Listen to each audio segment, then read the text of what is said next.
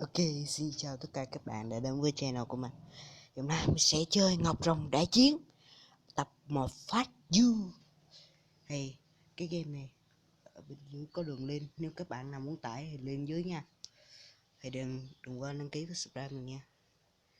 Quên đăng ký subscribe là một cái mà. Đăng ký với like, đúng rồi, đăng ký với like. Rồi.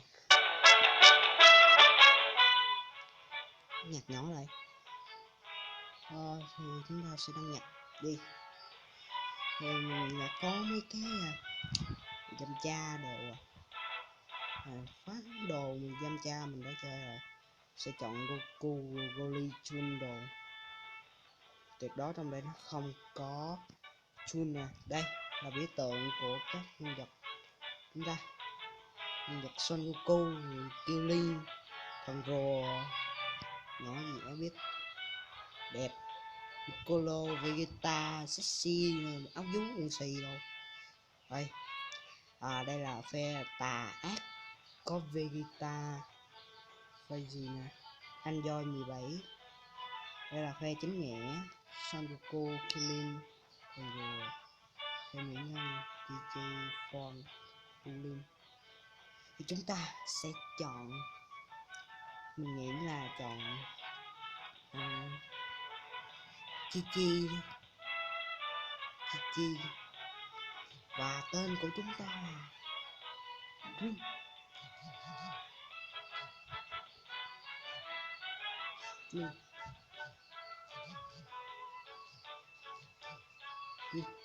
Đấy rồi, Cung đội kia tụ bự, mình không biết gì chữ Cung thì đại thôi, đi bình đi rồi bình yeah. Thì cái này nó bị lỗi nha, sẽ thoát ra vào lại phải cứt sao tất cả đi, mình chắc chắn là nó bị lỗi luôn, không biết tại vì sao tiếp trang bị quý hiếm, thực phẩm khác hắc kim đỏ, cam tím xanh biển. Mình cái đá đỏ rất là quý, không nghĩ tới vậy đi, đá đỏ rất là quý.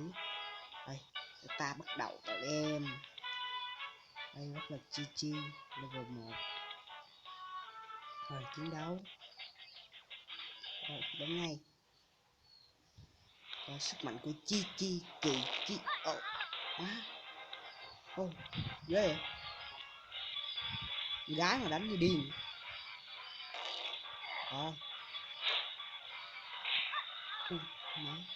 gái đánh như điên vậy, tôi nhanh nha, đùng xíu phải cứ cấp 3 rồi. Rất là mạnh rồi chị ơi, chút nữa dạy em sơ mới tuyệt chiêu rồi, chỉ còn một cái cánh tay trắng trẹo của chị đã giết được tụi nó, không biết tại sao, quá mạnh không thể tin được. Bây giờ mình phải khám phá trước. Đầu tiên là thông linh, thông đích, ở đây không cần đồng đội, trang bị, kết giao, kết bạn, cửa hàng, cài đặt, đội hình, chưa có người, túi đồ, chưa có luôn, chiêu mộ, oh man, chiêu mộ như thế, fan hay là cái gì, đô, đi đi đúng ngay ác luôn, phe mỹ nhân mà có ác nữa là sao trời.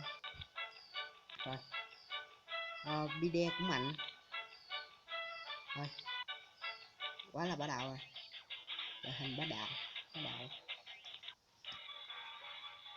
sức mạnh của chị em mỹ nhân, má ghê, không cần chi ra tay luôn, em đánh nó,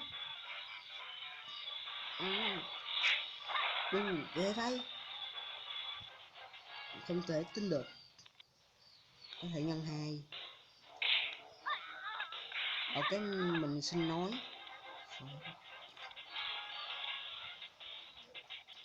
thì tiếp tục chơi đến ngay tôi nhanh. Video rất là mạnh, mình nghĩ rất là mạnh luôn á. Lên level 4 hết luôn. Yeah, sắp hoàn thành cốc cuối rồi. Đấy, mạnh lắm. Rồi thì mình chỉ làm phần đầu tới đây là 2 tập, 3 tập, 4 tập, 5 tập. Ok, cảm ơn các bạn đã theo dõi video này. Nếu các bạn thích hãy like cho mình nha.